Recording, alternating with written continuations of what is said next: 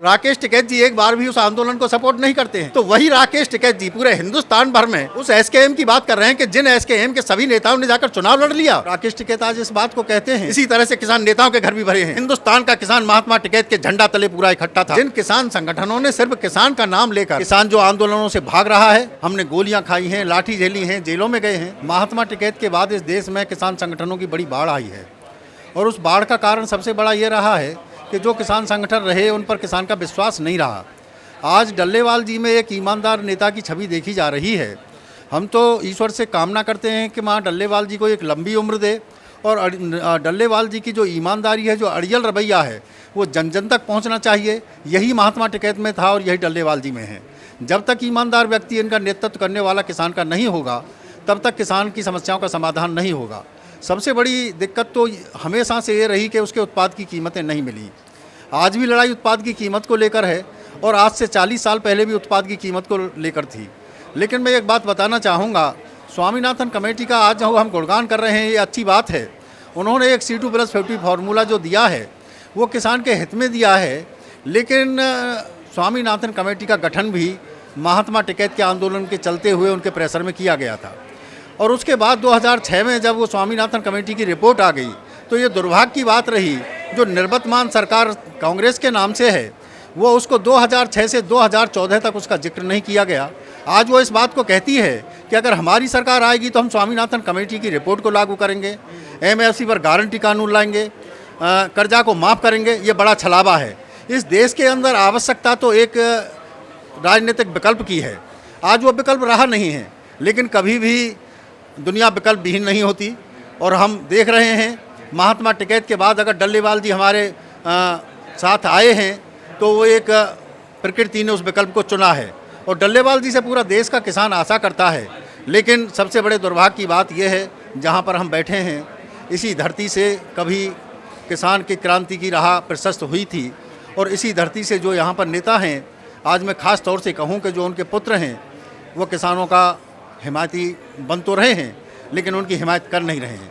सबसे बड़ा विडंबना की बात है वो समझौतावाद की नीति पर उतर आए हैं। हम लोगों ने उनके साथ काम किया है। महात्मा टिकैत के हम शिष्य हैं। हमने गोलियां खाई हैं, लाठी झेली हैं, जेलों में गए हैं और राकेश टिकैत आज इस बात को कहते हैं कि हम 1987 से काम कर रहे हैं।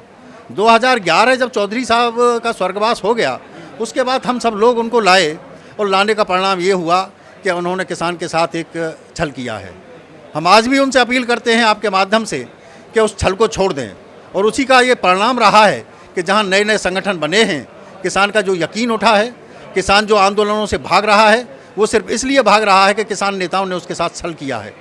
तो हम तो अपील करते हैं आपके इस चैनल के माध्यम से कि इस छल को वो छोड़ दें, किसान नेता इस छल को छोड़ दें और जो किसानों की बाढ़ आ रही है एक साथ वो डल्लेवाल जी के साथ मिलकर एक बार इस लड़ाई को लड़ें।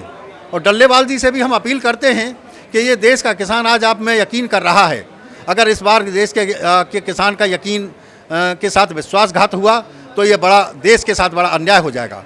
तो इस देखिए बड़े दुर्भाग्य की बात है कि राकेश जी बोलते हैं कि SKM के साथ हैं।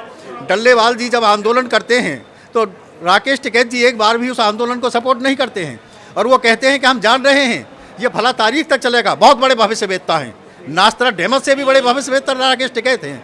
और उसके बाद जब डल्लेवाल जी को जेल में डाल दिया जाता है तो वही राकेश टिकैत जी पूरे हिंदुस्तान भर में मुख्यालयों पर जाकर, जिला मुख्यालयों पर जाकर प्रदर्शन करते हैं और जब जेल से बाहर आ जाते हैं तो क्यों डल्लेवाल जी के साथ नहीं रहते हैं? उनको एजेंडा के साथ रहना चाहिए, उनको इसलिए साथ रहे। और कौन से SKM की बात कर रहे हैं? उस SKM की बात कर रहे हैं कि जिन SKM के सभी नेताओं ने जाकर चुनाव लड़ लिया और चुनाव के बाद फिर से SKM में शामिल हो गए हैं। उस SKM की बात करते हैं जहां पर हन्नान मौला CPM-I के 8 बार के पार्लियामेंट मेंबर रहे हैं। उसकी संयुक्त मोर्चा की बात कर रहे हैं जिसमें शिव कुमार कक्का हमेशा से BJP और RSS से संबंध रखते हैं। ये संयुक्त मोर्चा गैर राजनीतिक है। इसमें ना कोई राजनीतिक व्यक्ति है, ना कोई पार्लियामेंट का मेंबर है, ना किसी पार्टी से संबंध रखने वाला है। हम आपको बताए देते हैं जिस दिन इसमें इस तरह का कोई व्यक्ति समावेश करेगा ये उस दिन भी हम बता रहे हैं कि ये भी उसी राह पर चल जाएगा। और डल्लेवाल जी का ये ऐलान है कि इसमें ना कोई राजनीतिक व्यक्ति प्रवेश कर पाएगा और ना ही किसी राजनीतिक पार्टी का कोई व्यक्ति इसमें प्रवेश कर पाएगा। जब किसान संगठन ही आपस में इकट्ठा नहीं हो सकते तो किसानों की समस्या का समाधान कैसे हो पाएगा, कैसे पॉसिबल हो पाएगा? नहीं, कौन से किसान संगठनों की बात करें हम? जिन किसान संगठनों ने सिर्फ किसान का नाम लेकर आज देश की समस्त राजनीतिक पार्टी किसान का नाम लेती हैं और सिंहासन हासिल कर लेती हैं, उसी तरह से किसान संगठनों का एक मोटिव बन गया है कि वो किसानों का नाम लेकर वो दूसरा काम कर रहे हैं। कितने समझौता नहीं हुआ किसानों के नाम पर। 2018 की किसान क्रांति यात्रा आप लोगों ने देखी होगी, जहाँ पर पूरी सरकार नतमस्तक थी, उसमें यही तो डिमांड थी। आज हम जिस डिमांड नोट की बात कर रहे हैं, हम उसमें शामिल थे, हम उसी में जहाँ पर यही डिमांड नोट था हमारा, और उसमें जब सरकार नतमस्तक थी तब हमने एक समझौता कर लिया और यह कह दिया गया। एक उसमें दिल्ली में बैठा हुआ व्यक्ति, युद्धवीर नाम का व्यक्ति, वो इस बात को कहता है कि हमने ये किसान क्रांति यात्रा किसान की समस्या के समाधान के लिए नहीं करी थी, हमने वो आंदोलन को और संगठन को प्रमोट करने के लिए करी थी।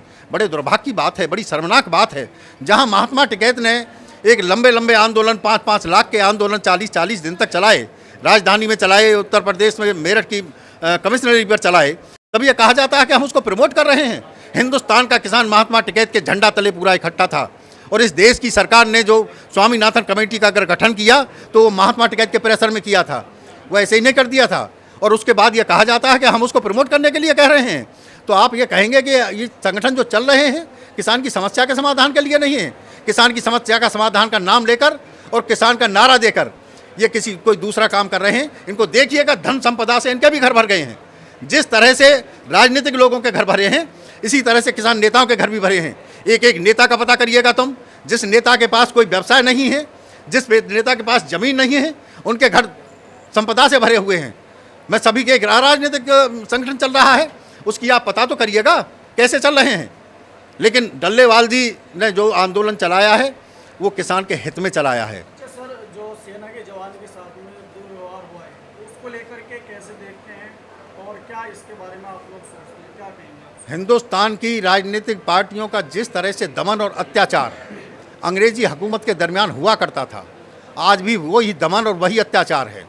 और जो ये देखने को मिलता है, किसान और जवान का जो नारा दिया जाता है, ये परम श्रद्धेय लाल बहादुर शास्त्री जो इस धरती के पुत्र थे, उन्होंने दिया और उनके साथ चला गया।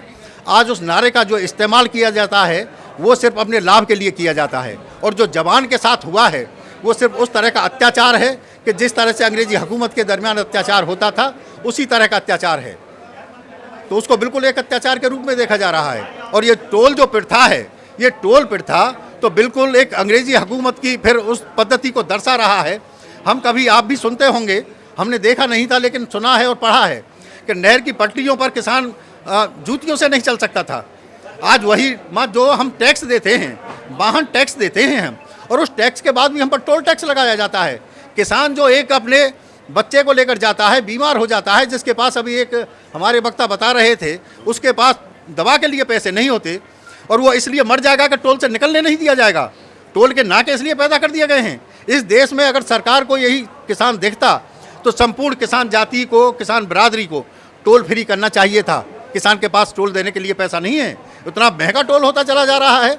जितनी पेट्रोल डीजल नहीं लगता है उससे महंगा टोल होता चला जा रहा है। इसको बहुत ज़्यादा देर तक बर्दाश्त नहीं किया जाएगा।